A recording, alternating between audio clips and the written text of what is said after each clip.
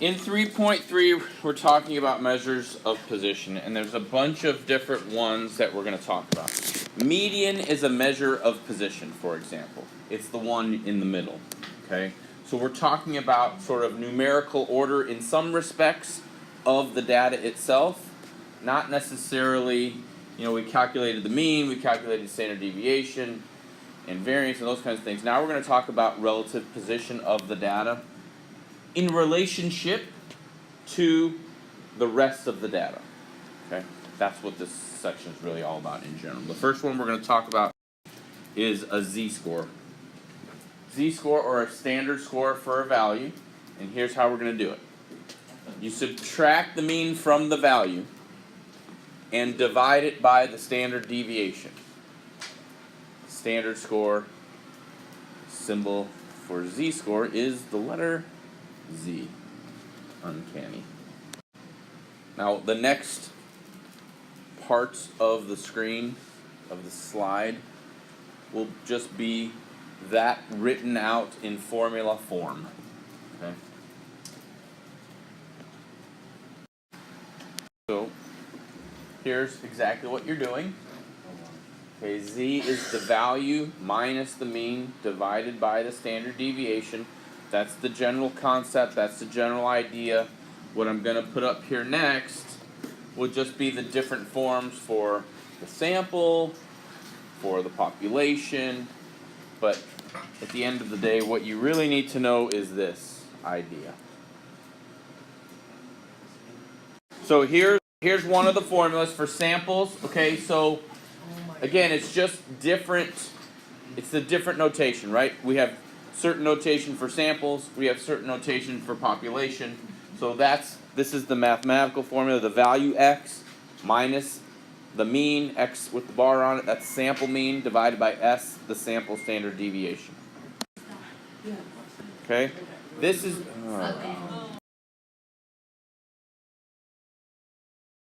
So again, this is it written out in word form. This is for samples, okay?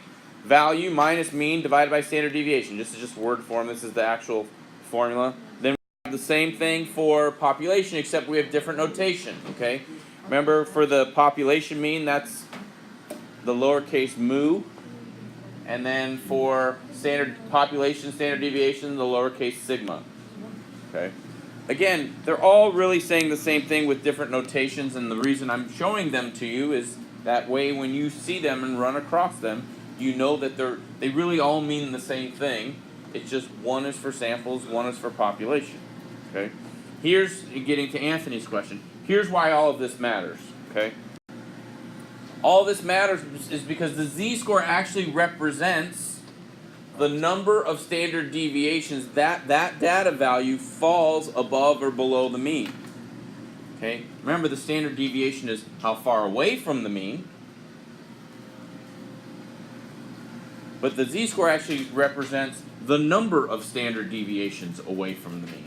And as we looked at some of those distributions in 3.2, for example, the normal distribution, we looked at it in terms of 1 standard deviation away from the mean, 2 standard deviations away from the mean.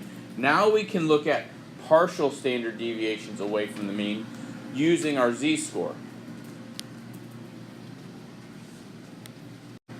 Here's an example of what we would compare. So we've got, the other thing here is that notice we've got test A, test B. So for you guys, it might have been, the first chapter test, the second chapter test, right? Sure. Is it ever going to be put like this on like a quiz or a test? Is this like the normal form, sure. Question form? Yeah. No. Now, here's the thing that you have to look at.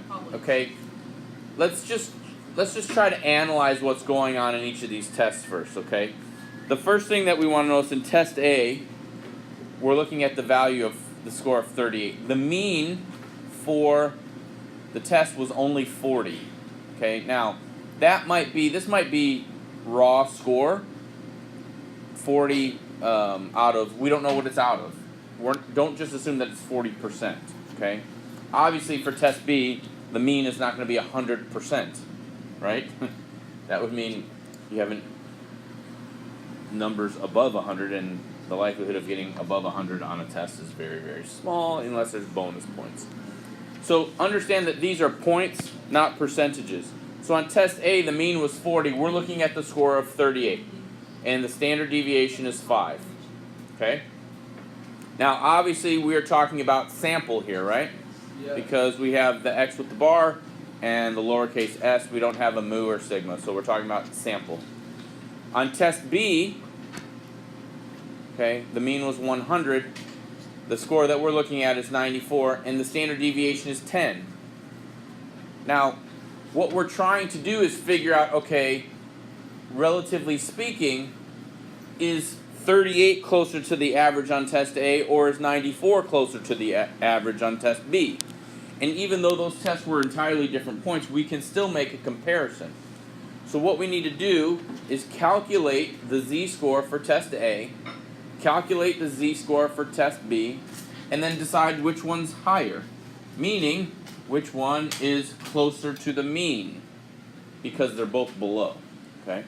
So go ahead and do that. Do those calculations. One thing as you enter into this problem that's important to understand is since both scores that we're looking at are below the mean, our z-score will be negative.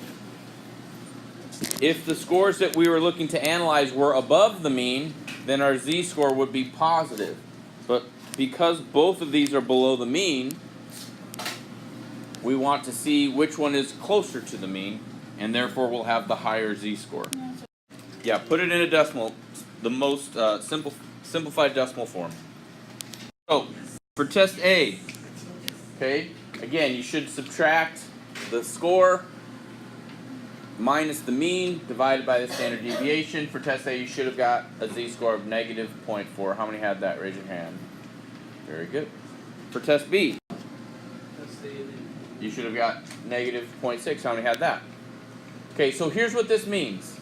Okay, since the z-score is the number of standard deviations away from the mean, which number is higher?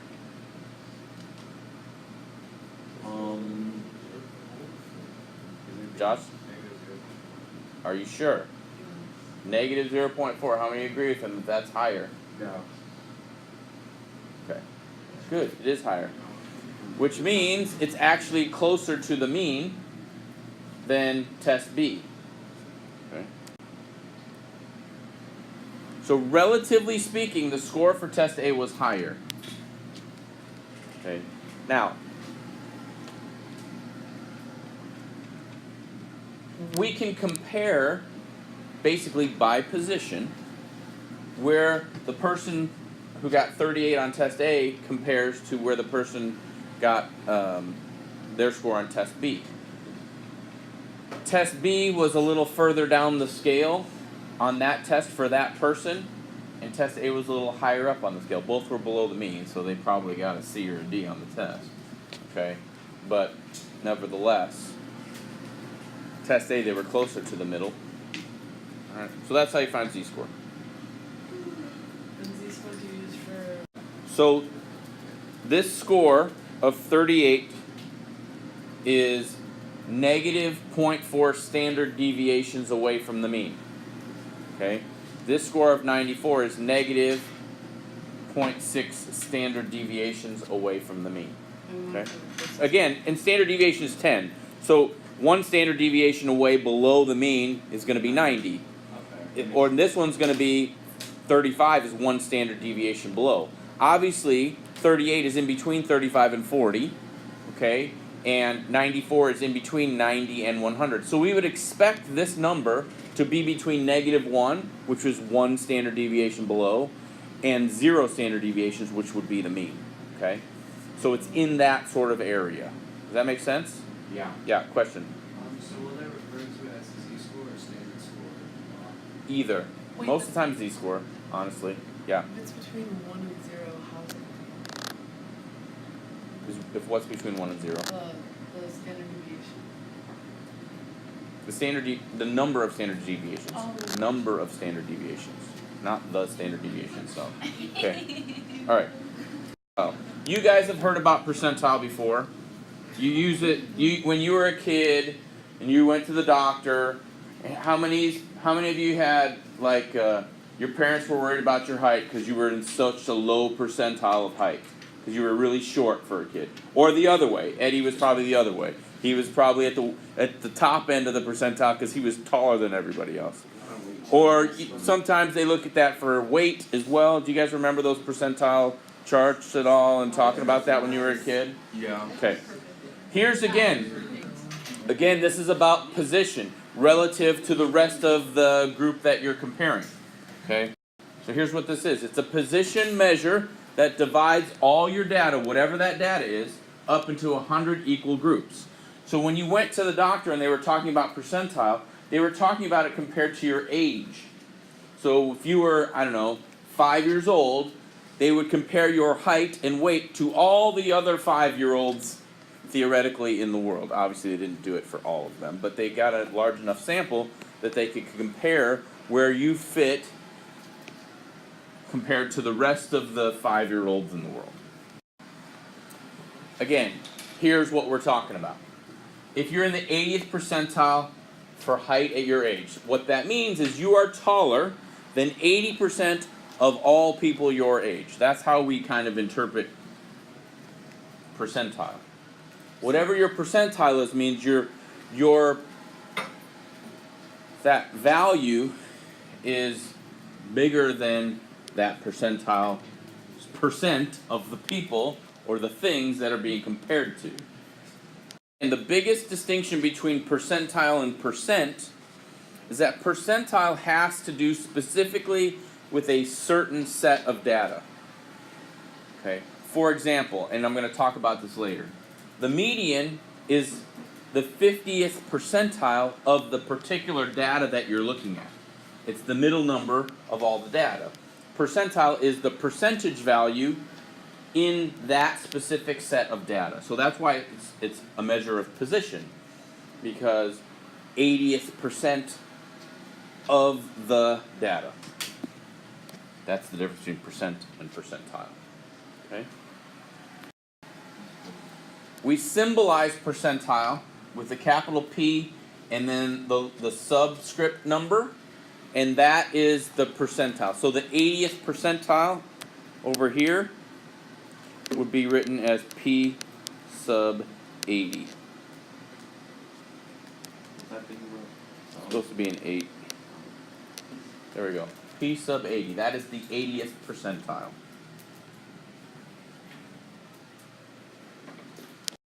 Let's talk about percentile graphs, because you're going to have to create percentile graphs. And the way in which we create a percentile graph, one of the things you will also have to do is read a graph that is given to you to find percentile. And by going through what we're about to go through, I'm going to clue you in a little bit on how to do that, but you know how to read a graph.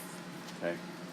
The key thing here is you're going to have to create a cumulative frequency table with percent, which we did back in, is it chapter 2 or 1? Gosh, I don't even remember now. I think it was 2. So cumulative frequency table, and this time we are going to include the percent, because the percent is relative to this set of data, which means it's actually percentile. Next screen, I want you to take a picture, or you can screenshot from your book on page 146, but you're welcome to take a picture of the screen. So this distribution is about the systolic blood pressure readings. Okay? So you guys know your blood pressure? There's always two numbers, systolic and what is it? I don't remember. I was going to say diastolic, but I feel like that's wrong. I don't know. I'll look it up later. Anyway, there's always two numbers, right? You have the first number and the second number. This is the first number. What they have done is they pulled a bunch of college students and the boundaries that they created and how many college students fell within those boundaries. These are pretty high. You don't want to be in this range for your first number. Okay, so what I want you to do, they've given you the frequency. Go ahead and complete the cumulative frequency column. If you don't remember how to do that, go back in your notes, it's there. What's cumulative mean? Add up as you go. Cumulative, add it up as you go. So the first one is going to be how much? 24. Then how do I come up with the next one? Yeah, 24 and 62. Okay, so what's the next one going to be? 86. 86 and so forth, right? You just add as you go. So here that column should have looked like. How many had that? Okay, the last number is 200. There's 200 students. So when you add them all up, it should turn into 200. Now, to find the cumulative percent, what do you think I'm going to do? So like for the first one, what am I going to do for the first cumulative percent? 24 divided by 200. Okay, because there's that frequency is 24, there's 200 total. What percent is that? Percent. So go ahead and finish the table. We have to add these up though, or? Nope, you do not have to add them up. You take each cumulative frequency, divide it by 200 because there's 200 total students.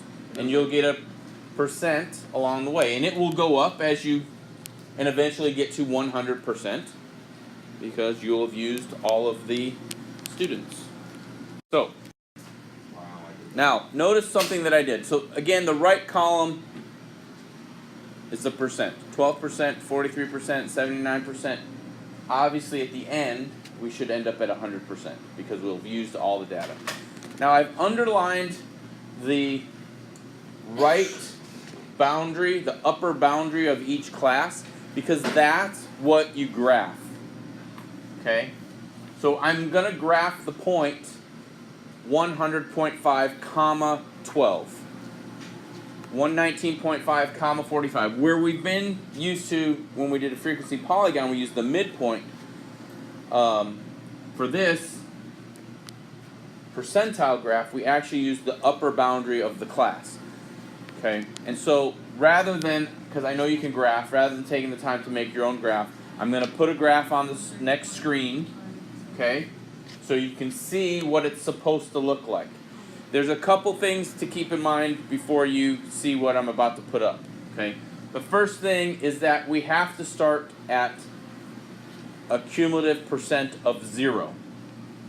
So it has to start sort of from the origin, and that's why what you see next looks like that. And it's not the origin, and what originates for this particular set is that 89.5 is the lower first class boundary. So when we did this earlier in chapter 2, these were ogives, right? Cumulative frequency graph. Okay? Except this one is a cumulative percentage frequency graph. Okay? This is the percentile graph. So all of the mechanics that we just went through on that table on the other page help us do this. Okay? The key thing here again, the upper boundaries are all here. The lower first boundary is where I start, and that's where at the 0% range. Okay? Any questions about that? Again, this is cumulative percentage, but since those percentages are relative to the set of data, this is actually a percentile graph. Now, here's how we interpret this. So this gets back to Bridget's question regarding the pie graph. I can actually figure out from the graph approximately what each percentile might be. So for example, if I wanted to know the 40th percentile, what value would it be? Well, what I have to do is I have to go over to 40th percentile and kind of pair it up on the graph. Okay, so I go over to the graph, and now I just have to figure out what value for the systolic number of blood pressure is it going to line up with. Okay. Well, if I drop it straight down to the x-axis, you'll see that I'm right in at about 118 millimeters of mercury. That's how blood pressure is measured, and the units are millimeters of mercury. Okay? Again, if I wanted to look at, say, I don't know. So here's what this means. 40%, so 118 for the first number of your blood pressure is higher than about 40% of the people, right? If you're way up there at 179.5, your number is higher than everybody. And that's not a number you want to be high. You don't want to win that race, okay? Because you're unhealthy. You got some heart issues there. If your blood pressure is way up here, this is not good. This, you want to be in the 120 range. This is pretty good. Question. So, let's talk about percentile formula, because sometimes, okay, that's on page 147. Sometimes we can just we'll just have data, we won't have a graph, okay? And we can calculate the percentile based off of this formula. So you have to memorize this formula as well. Yeah, it's pretty straightforward. So if I have a set of data, and I'm trying to figure out what percentile that particular number is, we can do that using this formula. So that's another way to find it out without using a graph. Correct. You're using the cube. Right. So in this case, we don't have to. So what I'm trying to say is, you can make a cumulative frequency graph, and you can make a table, and then turn that into a graph, and that's a percentile graph. Okay. We can find the actual percentile without the graph. If you have a set of data, you can do that using this formula. What would you prefer? It's gonna. You need to be able to do both. Wow. Okay. So depending on the situation, it might ask you to create a graph. So that might be one thing you have to do. It may just give you a set of data and want to know what percentile this particular number is. Okay? And so we're going to go through that. We're going to figure out the percentile. We're also going to find the value of a certain percentile. So we're going to go both directions right now. Alright. Number of values below x. Oops. Number of values below x plus 0.5. You'll see why we're going to do that in a second. Divided by the total number of values and then convert it into a percent. So here is an example that we're going to look at. Okay. So a teacher gives a 20-point test to 10 students. Must be nice to have a 10-student class, as an aside. Here are the scores. The person who got the 12. This is the person who wants to know where do they, or their parent. Their parent wants to know, where's my kid's score rack up with everybody else. That's why you guys are also worried about the mean of a test, because you think somehow that validates or invalidates how well you do. Okay? Yeah. So Bridget's question was about, is this how you determine class rank? And the answer is yes and no. Class rank, you figure out in your GPA, they rank them in order. Okay? And then so they don't talk about what percentile you are in your class, they talk about what position you're in. Okay? So if you're, 20th in your class, you don't know what percentile you are. If you knew the number of students in the class that were being compared, then you could determine that. Okay? So, that being said, what do you think I need to do with this data first? Count it all, everything. Put it in order. Put it in order. Put it in order. So do that. Put it in order. Again, I know it says times 100%. This is really just saying convert it to percent. Okay? So in this case, I put them in order like that. Since we are looking at the score of 12, there are 6 values below 12. That's why I have those underlined in the number 6 under. I'm not dividing by 6. That's not what that means. That means there are 6 values below 12. So that's the value. That's why I also circled it in blue up on top. That's the value that goes in that spot of the formula. Okay. So then I plug that in, and this is what my percentile is going to look like. The 6 values below 12 plus 0.5 divided by 10. What is that as a percent? Yes. 65%. Okay, that means 65%. Again, this times 100% just means convert it to a percent. Okay, this is 0.65 when I do it out. Convert it to a percent times by 100. So what does this mean? What is 65%? What does that represent? You're better than 65% of Who is? The guy with the 12, or gal with the 12. So 65% actually represents what then? Percentile. So that means the score of 12 represents the 65th percentile. Another way you could write it if you wanted to is like this. P sub 65. That is the 65th percentile. Again, it's relative to the rest of the data. Now, in this case, it's their actual score was a 60% on the test, 12 out of 20. Okay? So that's how the percent and percentile are different. It's 12 is relative position compared to the rest of the data. So we need to look at it the other way now. Okay, you can find the percentile. Now we need to be able to determine a specific value that represents a specific percentile. So we'll go the other way. And there's another formula for that, but it's not hard. Okay, so yeah, the person did better than 65% of the class. Mateo already said that. That's the last piece of that. That's what the percentile means. Let's go the other way. Let's find the value that corresponds to the 25th percentile. Same data. Okay, so it's the same data. There's nothing, the data's not new, and I kept it in order already. So if we were trying to figure out the 25th percentile, here's what you would have to do. There's a formula. Keep in mind, this part here, okay, is just the converting it to a regular number.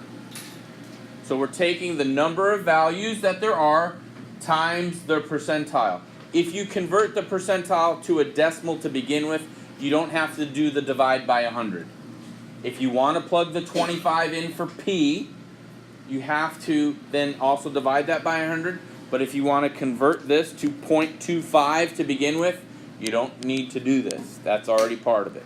Okay, 25 divided by 100 is 0.25. So you can do that on your own.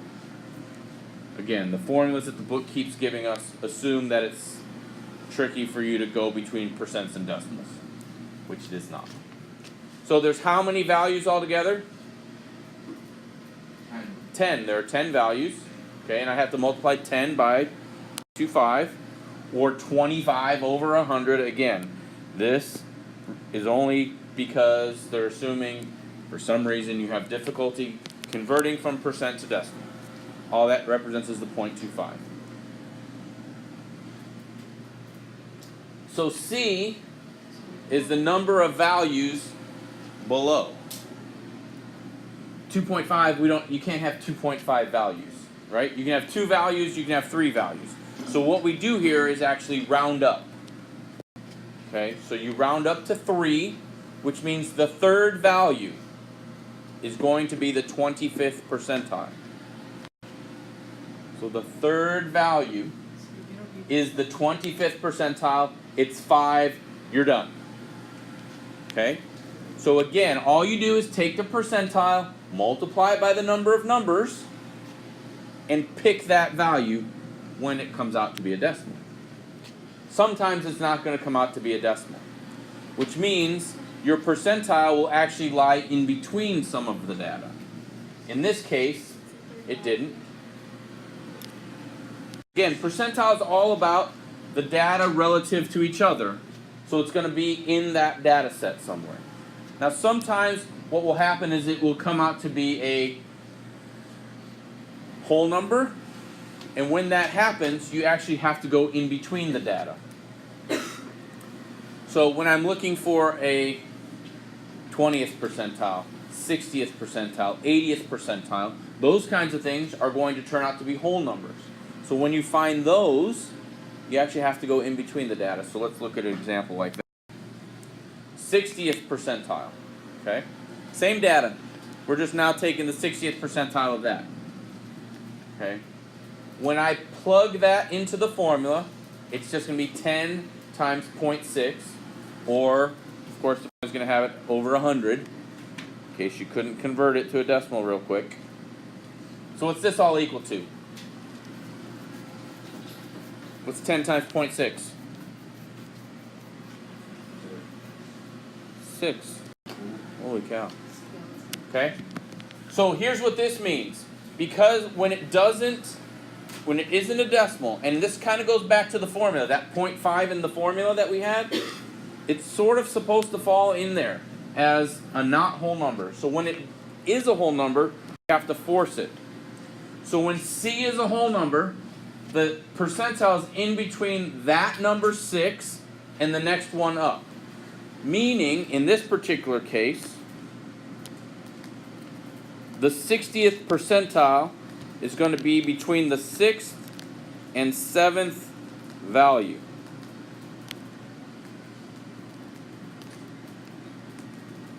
That's what this all means. We don't know exactly what it is.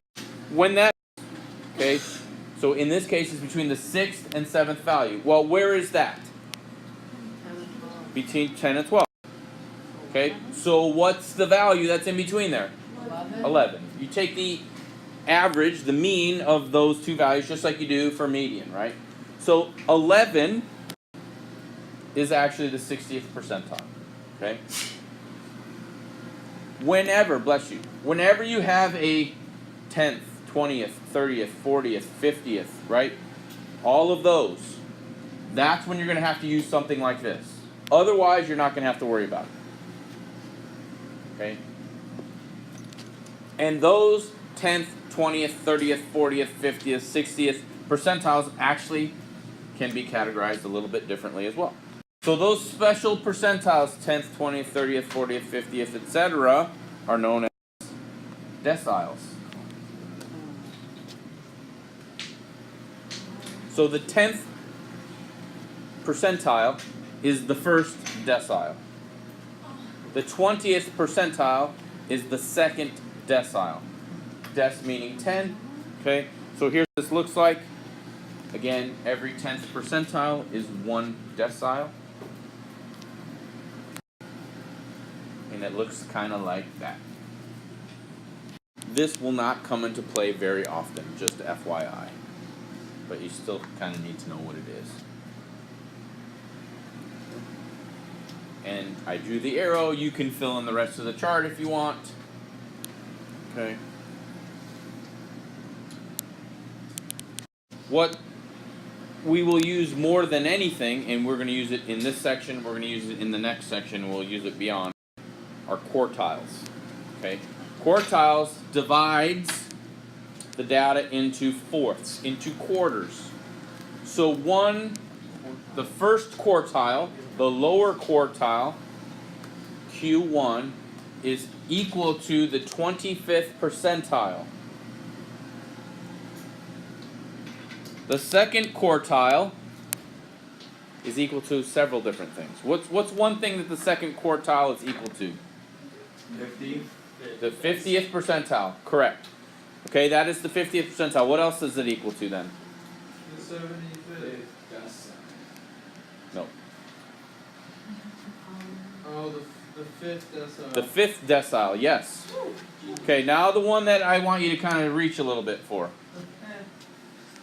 If it's the 50th, if it's the 5th decile, it's the 50th percentile, and it's the second quartile, what actually is it? Where is it? What? Half. Which is, what do we call that one? It's half. It's in the 50 percentile. yes. Median. Median. Thank you. Very good. Okay. It's the median. So the median can be represented as the second quartile. It can be represented as the 50th percentile because it is in the middle of all the data, which is also the 5th decile. Okay, that's an important thing to know. Hint, hint, wink, wink. You need to know that. You know what? I just gave you a question from the test. Make sure you know all that. All four of those things equal each other. It's multiple choice. The 10th decile is like the 100th percentile on the board. Correct. What is... Okay. And then the last quartile that we will talk about is the third quartile, which is the 75th percentile.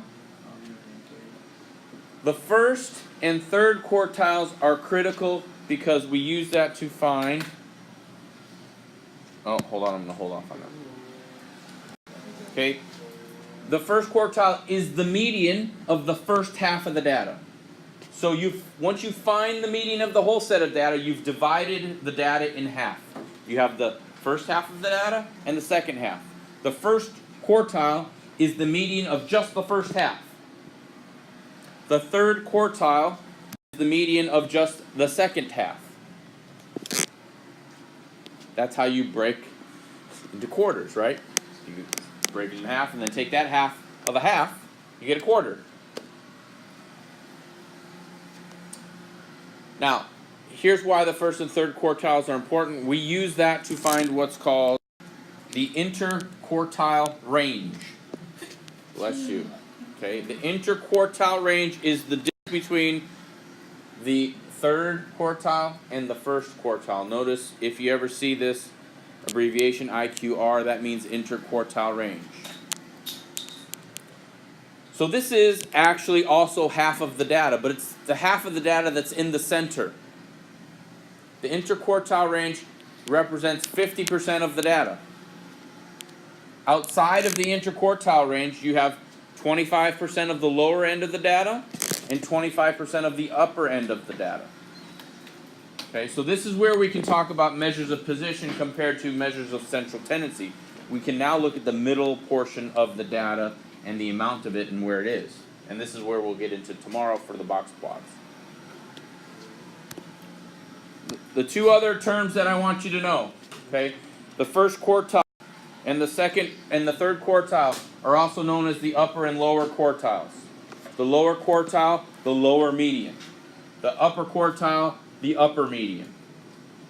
So terminology that you're going to need to know. Okay? So Q1, the first quartile, is also known as the lower quartile. Q3, the third quartile, is also known as the upper quartile. We're almost there. For this section, the reason that we use the upper quartile and the lower quartile, or the interquartile range, is to determine outliers.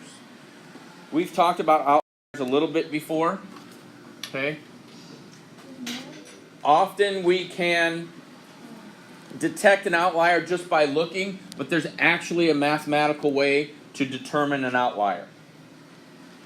Just for reference, extremely high or low data that doesn't really fit with the rest of the data. Like I said, sometimes it's super obvious. But sometimes there's some parts that are questionable. And there's an actual mathematical way to determine if a data value is an outlier or not.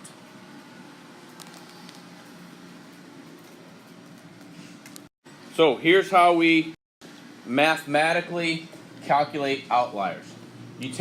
First you have to take the interquartile range. You got to find that. Which means you got to find the first quartile, you got to find the third quartile, and subtract them, and then you multiply that number by 1.5.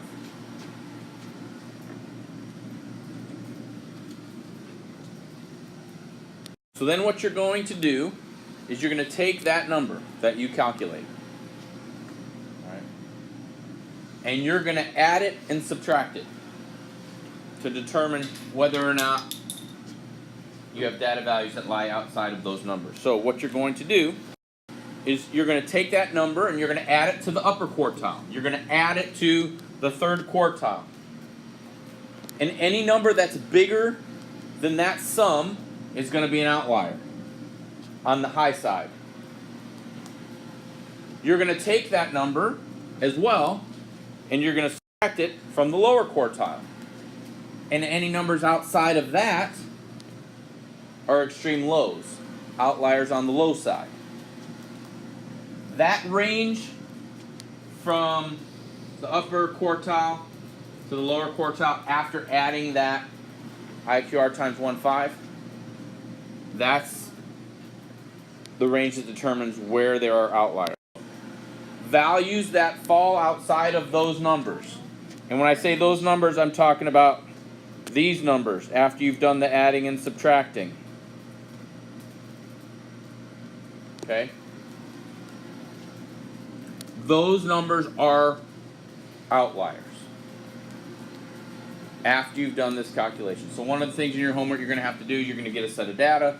They're going to say determine which values are outliers, if any. And you're gonna have to do this. Okay? Subtract it? Yep. Yep. So the key to being able to determine outliers is this multiplication. Because you take that number and you add it to the upper quartile and you subtract it from the lower quartile, which now gives you your range of data values that are not outliers. Anything outside of that number, so lower from the left side, because after the subtraction, or higher from the right side, because after the addition, those numbers are considered outliers. Statistically considered outliers. Okay? Other questions?